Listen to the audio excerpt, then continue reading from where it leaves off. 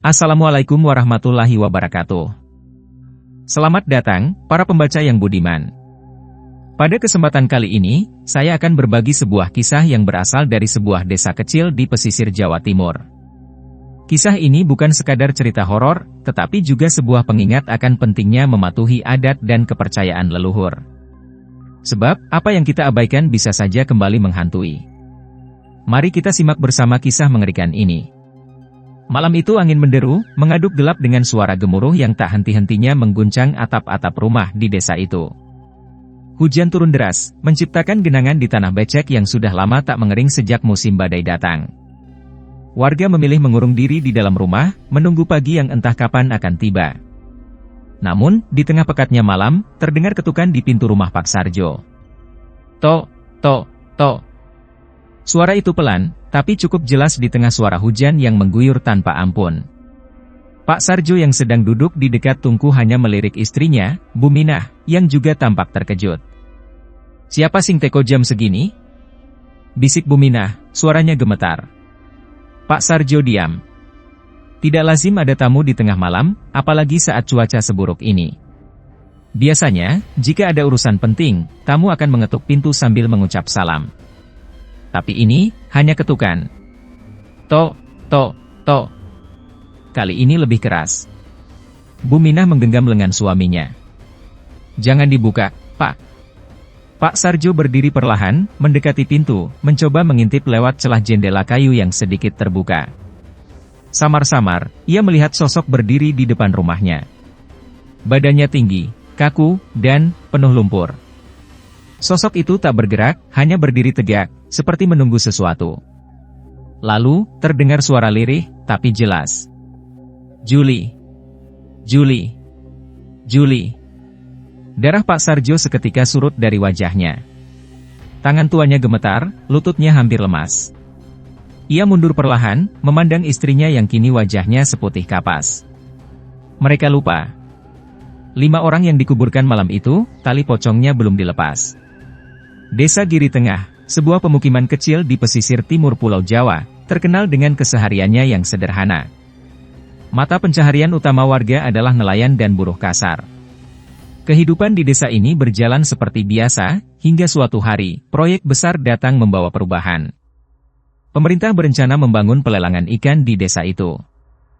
Proyek ini diharapkan bisa meningkatkan perekonomian warga, memberi pekerjaan baru, dan menjadikan desa lebih maju. Warga awalnya menyambut gembira, tapi tak lama setelah pembangunan dimulai, tanda-tanda buruk mulai muncul. Cuaca tiba-tiba memburuk. Hujan deras tak henti-henti mengguyur desa, disertai angin kencang yang membuat ombak laut menggila. Pekerjaan proyek menjadi semakin sulit. Namun, para pekerja tetap melanjutkan pembangunan, meskipun hujan turun nyaris setiap hari. Di antara para pekerja itu, ada 5 orang yang berasal dari desa sendiri, Marto, Karmin, Suro, Jio, dan Wakman. Mereka sudah terbiasa bekerja kasar dan menghadapi kerasnya hidup. Tapi tak ada yang menyangka bahwa suatu hari mereka akan menghadapi sesuatu yang lebih dari sekadar kelelahan. Sore itu, badai datang lebih dahsyat dari biasanya. Langit gelap pekat, angin merobohkan beberapa bagian bangunan yang sudah berdiri. Hujan tak sekadar deras, tapi seperti menghantam tanah dengan kemarahan yang tak terbendung. Para pekerja berlarian menyelamatkan diri, tapi 5 orang itu tidak seberuntung yang lain. Tiba-tiba, suara gemuruh terdengar. Tiang beton yang baru didirikan roboh seketika, menimpa mereka yang tak sempat menghindar. Jeritan terdengar di tengah badai, lalu semuanya sunyi.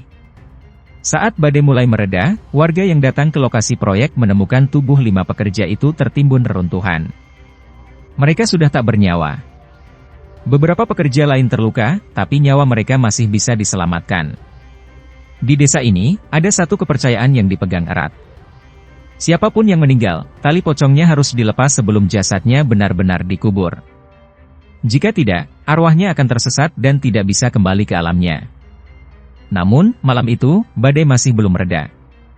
Hujan terus mengguyur, dan tanah pemakaman berubah menjadi lumpur. Warga bergegas menguburkan mereka di satu liang lahat, tanpa menyadari satu kesalahan besar, tali pocong mereka lupa dilepas. Malam pertama setelah pemakaman berlalu dengan tenang. Hujan masih turun, tetapi tidak ada kejadian aneh. Warga yang ikut menguburkan 5 pekerja itu merasa lega, meski beberapa masih merasakan ketegangan yang sulit dijelaskan. Namun, pada malam kedua, sesuatu mulai terjadi. Di rumah Pak Sarjo, ketukan pintu terdengar pelan. Tok, tok, tok. Awalnya, Pak Sarjo dan istrinya, Bu Minah, mengira itu hanya suara ranting tertiup angin. Tapi ketukan itu berulang, semakin keras dan teratur. Tok, tok, tok. Bu Minah menatap suaminya dengan wajah pucat. Pak, sopo iku? Bisiknya ketakutan. Sebelum kita lanjut ke ceritanya, jangan lupa subscribe dulu biar nggak ketinggalan cerita seru lainnya. Pak Sarjo tidak menjawab. Ia melangkah mendekati jendela, mengintip dengan hati-hati. Di luar, di bawah rintik hujan yang masih turun, berdiri sosok manusia. Diam. Kaku. Penuh lumpur. Mata Pak Sarjo membelalak. Nafasnya tercekat. Sosok itu tidak bergerak, tetapi dari mulutnya keluar suara pelan, parau, nyaris tak terdengar. Juli. Juli. Juli. Pak Sarjo mundur ketakutan, tangannya gemetar saat menutup kembali jendela. Sementara itu, di rumah yang lain, peristiwa serupa terjadi. Pintu rumah warga diketuk, suara lirih yang sama terdengar dari luar. Beberapa warga yang cukup berani mengintip melalui jendela melihat sosok yang sama, tubuh tertutup lumpur, berdiri diam dengan kepala sedikit miring. Hampir sepanjang malam, ketukan itu terdengar di berbagai penjuru desa. Warga yang diteror hanya bisa bersembunyi di balik selimut, berdoa agar malam segera berlalu. Saat pagi datang, cerita tentang gangguan aneh itu menyebar ke seluruh desa. Beberapa orang menganggap itu hanya ilusi akibat kelelahan dan cuaca buruk. Tapi bagi mereka yang melihat langsung, itu bukan hal yang bisa dijelaskan dengan logika. Di tengah perdebatan, seorang perempuan tua bernama Mbah Surti berbicara dengan suara lirih, namun penuh keyakinan. Tali pocongnya durung dicopot. Kata-kata itu membuat seluruh desa terdiam. Tiba-tiba, semuanya menjadi masuk akal. Kepercayaan turun-temurun yang mereka abaikan kini kembali menghantui. 5 orang yang dikuburkan tanpa melepas tali pocongnya, sekarang menuntut apa yang seharusnya menjadi hak mereka. Malam itu, teror semakin menjadi. Sejak malam itu, teror semakin menjadi-jadi. Warga desa Giri Tengah tak lagi bisa mengabaikan apa yang terjadi. Setiap malam, suara ketukan di pintu rumah terdengar di berbagai penjuru desa. Kadang pelan, kadang keras. Kadang hanya satu kali, kadang berulang-ulang hingga menjelang pagi. Tok, tok, tok. Suara itu membuat siapapun yang mendengarnya merinding. Bahkan mereka yang sebelumnya tak percaya tahayul kini mulai ketakutan. Beberapa warga yang memberanikan diri membuka pintu hanya menemukan halaman kosong, tetapi jejak lumpur yang mengarah ke pintu mereka jelas terlihat. Di pagi hari, tanah di sekitar rumah mereka basah oleh bekas langkah-langkah aneh, seolah ada sesuatu yang mondar-mandir sepanjang malam. Ketakutan semakin memuncak saat salah satu warga, Pak Men, mengalami kejadian yang lebih mengerikan. Malam itu, ia baru saja pulang dari rumah kerabatnya di desa sebelah. Jalanan sepi, hanya suara jangkrik dan angin yang berdesir di sela pepohonan. Saat melewati pemakaman desa, langkahnya melambat. Ada sesuatu yang aneh. Biasanya, meskipun malam gelap, pemakaman tetap tampak biasa saja. Tapi malam itu, hawa di sekitar terasa berat, seakan udara menjadi lebih pekat. Pak Men mempercepat langkahnya. Namun, tiba-tiba, ia mendengar suara di belakangnya. Juli. Juli. Juli. Suara itu pelan, berbisik, tapi jelas terdengar di telinganya. Ia menoleh, dan di bawah sinar rembulan yang samar, ia melihatnya. 5 sosok berdiri di tepi kuburan, tubuh mereka masih tertutup lumpur, kepala miring, mata kosong menatap lurus padanya. Pak Men tak bisa bergerak. Seluruh tubuhnya membeku. Tapi sosok-sosok itu mulai bergerak. Mereka tidak berjalan, tidak melompat, hanya melayang. Mendekatinya perlahan. Dalam kepanikan, Pak Men berteriak sekencang-kencangnya dan berlari sekencang mungkin ke arah desa. Warga yang mendengar teriakannya segera keluar rumah, membawa obor dan senjata seadanya. Mereka menemukan Pak Men tergeletak di tanah, tubuhnya gemetar hebat, matanya menatap kosong ke depan. Butuh waktu lama sampai ia bisa berbicara, dan saat akhirnya ia buka mulut, kata-katanya membuat semua orang semakin ngeri. Pocong-pocong itu marah. Kejadian ini membuat seisi desa gempar. Tak ada lagi yang bisa menyangkal bahwa ada sesuatu yang salah. Malam-malam berikutnya semakin buruk. Beberapa warga mulai melihat bayangan melintas di antara pepohonan di belakang rumah mereka. Beberapa bahkan mendengar suara langkah kaki di atap, seolah ada yang berjalan di atas rumah mereka di tengah malam. Dan bagi yang benar-benar sial, mereka mendengar suara berbisik di telinga mereka saat hendak tidur. Julie. Julie. Julie. Tak ada yang tahu harus berbuat apa. Hingga akhirnya, seseorang mengusulkan sesuatu yang membuat bulu kuduk meremang. Kuburan itu harus digali lagi. Warga desa Giri Tengah akhirnya sepakat, kuburan itu harus digali lagi. Namun, tak ada yang berani melakukannya. Siapa yang mau turun ke dalam liang lahat yang sudah lama basah oleh hujan? Siapa yang sanggup menghadapi 5 jasad yang mungkin masih menyimpan amarah?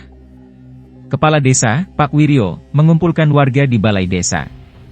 Suasana tegang, semua dia menunggu keputusan. Hingga akhirnya, satu suara terdengar dari sudut ruangan. Aku Glem. Semua kepala menoleh. Yang berbicara adalah Karto, seorang lelaki berusia 40-an yang dikenal sebagai orang yang sedikit berbeda. Ia tinggal sendiri, tak punya keluarga, dan sejak dulu sering dianggap aneh oleh warga karena perilakunya yang tak terduga. Gawa aku ngisor kuburan, aku sing lepas tali poconge, lanjutnya dengan suara berat. Kepala desa terdiam. Warga saling berpandangan, ada yang menggeleng, ada yang berbisik tak setuju. Tapi Karto tak peduli. Ia menatap lurus ke depan, wajahnya penuh keyakinan. Melihat tak ada pilihan lain, akhirnya warga setuju. Sebagai imbalan, Karto dijanjikan uang 20 juta dan sebuah sepeda motor jika ia berhasil. Malam penggalian pun dimulai. Setelah salat Isya, warga berkumpul di pemakaman dengan membawa obor dan lampu petromak. Suasana di sana sunyi, hanya terdengar suara jangkrik dan desir angin yang sesekali berhembus kencang. Karto turun ke liang kubur pertama. Dengan tangan kosong, ia mulai menggali tanah yang sudah bercampur lumpur.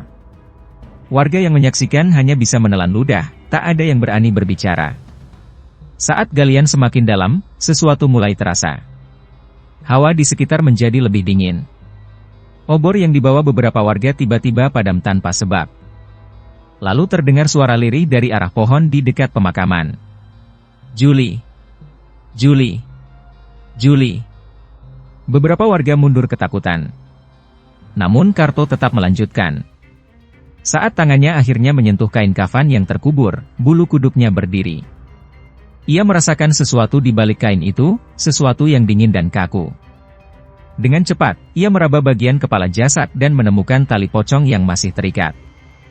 Dengan tangan gemetar, ia mulai menariknya. Brak! Tanah di sekitar kuburan tiba-tiba bergetar. Sejumlah warga berteriak. Beberapa lari menjauh, meninggalkan Karto sendirian di dalam liang lahat. Cerita ini makin seru, tapi sebelum lanjut, tekan tombol subscribe dulu ya. Namun ia tak peduli. Dengan sisa tenaga, ia melepaskan tali pocong pertama. Begitu talinya lepas, angin kencang bertiup seketika, membuat pepohonan bergoyang keras. Namun, pekerjaan belum selesai. Masih ada 4 jasad lagi. Karto keluar dari lubang pertama, pindah ke kuburan berikutnya. Dengan proses yang sama, ia menggali dengan tangan kosong, mencabut tali pocong satu persatu. Saat tali pocong keempat terlepas, suara tangisan terdengar di sekitar pemakaman. Tapi itu bukan suara manusia. Itu suara yang dalam, berat, seolah berasal dari tempat yang jauh. Beberapa warga menangis ketakutan, sebagian lainnya berdoa dengan suara keras. Namun Karto tetap melanjutkan pekerjaannya. Ia pindah ke kuburan terakhir. Saat tangannya meraba tanah basah itu, tiba-tiba sesuatu mencengkeram pergelangan kakinya. Karto membeku. Tangannya bergetar saat ia menoleh ke bawah.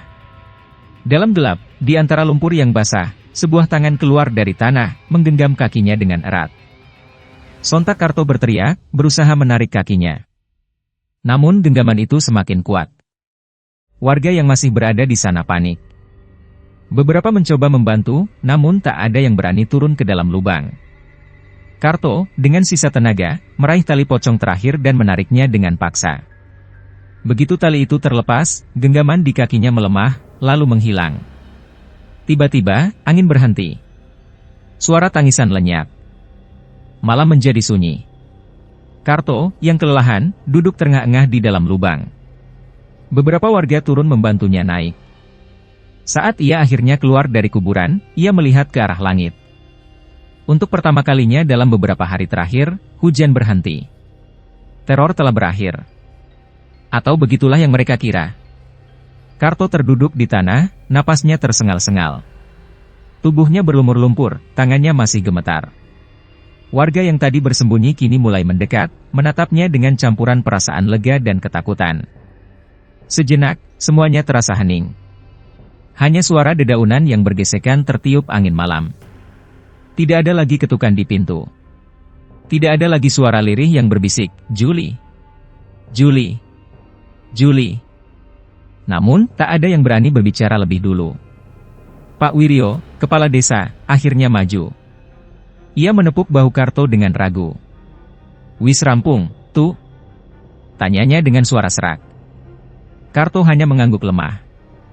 Ia merasa seolah tenaganya telah disedot habis oleh sesuatu yang tak kasat mata. Warga mulai berani mendekat ke kuburan. Dengan sisa keberanian, mereka menyalakan kembali obor yang sempat padam, menerangi liang lahat yang baru saja digali ulang. Tak ada lagi tanda-tanda keganjilan. Pak Wiryo mengangkat tangannya, memberi aba-aba. "Kubur maneh. Tutup nganggo tanah sing apik." Dengan cepat, beberapa warga mulai menimbun kembali kuburan. Meski rasa takut masih menyelimuti mereka, tak ada yang menunda pekerjaan ini. Saat gundukan tanah terakhir dipadatkan, angin malam berhembus pelan. Terasa lebih sejuk, lebih ringan, seolah beban besar telah terangkat dari desa itu. Malam itu, untuk pertama kalinya setelah sekian hari, desa kembali sunyi. Tak ada ketukan di pintu. Tak ada suara berbisik di tengah malam. Tak ada lagi bayangan yang melintas di belakang rumah. Warga akhirnya bisa tidur dengan tenang. Keesokan paginya, desa mulai beraktivitas seperti biasa. Matahari bersinar cerah, mengeringkan jalanan becek sisa hujan beberapa hari terakhir.